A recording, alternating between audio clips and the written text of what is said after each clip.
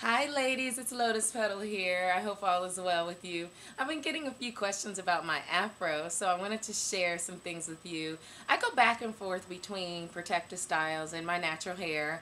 So I just came out of an Indian curly weave.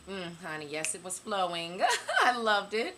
And this time around my hair grew tremendously. Now I kept it a little bit too long. I try to usually get out of a weave in like 2 months. This time I kept it for 3 months. I know I was a bad girl. But there's a few things that I did that also I think made my hair grow this time around.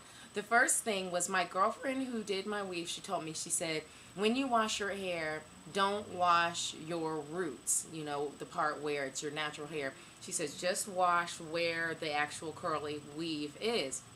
I know that sounds kind of gross to you all, but I did go to the salon a few times to get it like a deep wash. Now, one of the other reasons why I think she told me not to wash like the roots whenever I washed it was that you get that mildew build up if you don't blow dry your hair correctly, because you know once you wash it with the weave it needs to be very dry, so again you don't get that buildup.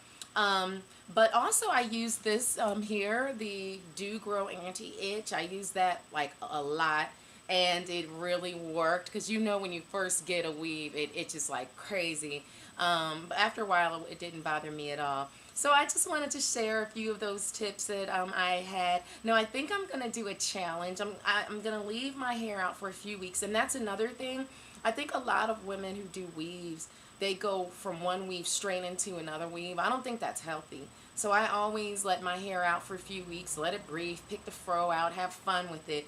And I won't even get into the whole politics of natural hair versus weaves, or perms. You know, for me, it's whatever is your prerogative. I've had it all. And I think I've gotten to the level of maturity in my life where I just enjoy it all. So it's not a political stance for me having natural hair, even though I guess having an afro, it is a political stance to a certain extent.